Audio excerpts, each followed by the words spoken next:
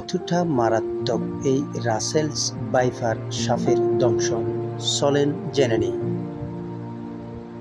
বাংলাদেশে রাসেলস ভাইপারের দংশনের হার খুব বেশি না হলেও ভারতে প্রতি বছর যে পরিমাণ সর্পদংশনের ঘটনা ঘটে তার মধ্যে অন্তত 43% এবং শ্রীলঙ্কায় প্রতি বছর মোট সর্পদংশনের ঘটনায় 30 থেকে 40% রাসেলস ভাইপারের কারণেই হয়ে থাকে।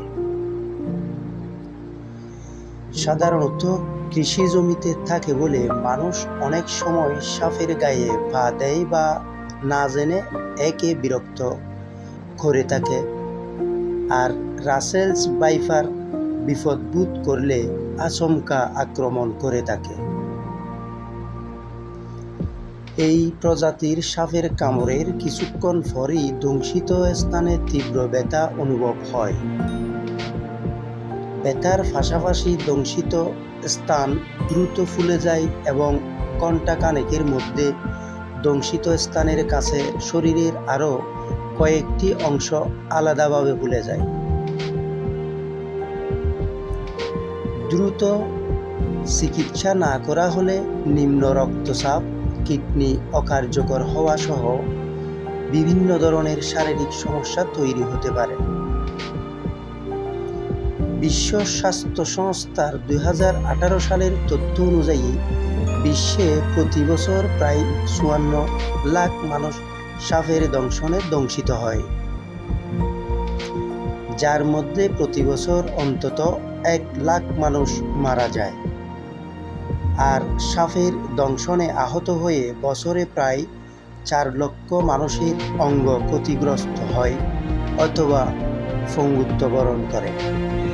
রাসেল ভাইপার কোনো মানুষকে কামড় দিলে সঠিক সময়ে অ্যান্টিভেনম দিলে রোগী বাঁচবে, তবে চিকিৎসা নিতে দেরি করলে যে জায়গায় কামড় দিয়েছে সেই জায়গাতে পচন ধরে যাবে, যার কারণে রাসেল ভাইপার কামড়ালে চিকিৎসা নিতে দেরি করা যাবে না। আর রাসেল ভাইপার দূর থেকে কামড় দিতে আসে না। মানুষ এদেরকে বেশি উত্ত্যক্ত করলে এরা আগে প্রেসার কুকারের সিটির মতো আওয়াজ করে মানুষকে সাবধান করে। আর রাসেল ভাইপারের বিষ 5 থেকে 6 ধরনের হয় না, এদের বিষ এক ধরনেরই হয়ে থাকে। আর সেটা হচ্ছে হিমোটক্সিন। হিমোটক্সিন লোহিত রক্তকণিকাকে ধ্বংস করে দেয়। এই সাপ 50 থেকে 80টি বাচ্চা দিতে পারে, তবে প্রাপ্তবয়স্ক হতে 2 বছর সময় লাগে। মূলত কোনো সাপের অ্যান্টিভেনমই বাংলাদেশে নাই, সবগুলো ভারত থেকে আনা হয়। আর ভারতে সাধারণত সাপে কাটার পর যেই অ্যান্টিভেনমটা দেওয়া হয়, রাসেলস ভাইপার সাপে কামড়ালেও একই অ্যান্টিভেনম দেওয়া হয়। সুতরাং এই সাপের অ্যান্টিভেনম বাংলাদেশে আছে। আর ধরেন এখন কাউকে রাসেল ভাইপার কামড় দিল, সে হাসপাতালে না গিয়ে বাড়িতে বসে থাকলো, চিকিৎসা নিতে দেরি করলো, সে রক্তকণিকা বন্ধ হয়ে মারা যেতে পারে। সুতরাং অ্যান্টিভেনম নাই মনে করা যাবে না। আর অনলাইনে যারা ভিডিওর মাধ্যমে আতঙ্ক ছড়াচ্ছেন, পরবর্তীতে এই রোগীটা বাড়িতে মারা গেলে এই মৃত্যুর জন্য আপনাকে দায়ী হতে হবে আল্লাহর কাছে। আর আপনারা যারা এই রকম মিথ্যা তথ্য দিয়ে গণহারে পোস্ট করে আসছেন, ভাই অনুরোধ করে বলছি, মানুষকে ভুল তথ্য দিবেন না।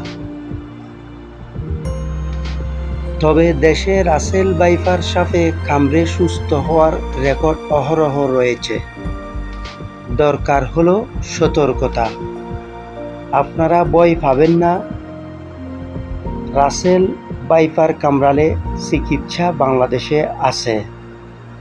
সবাই সুস্থ থাকবেন, ভালো থাকবেন এই প্রত্যাশায় বিদায় নিচ্ছি। আমি মোহাম্মদ ফরিদুল ইসলাম। আসসালামু আলাইকুম।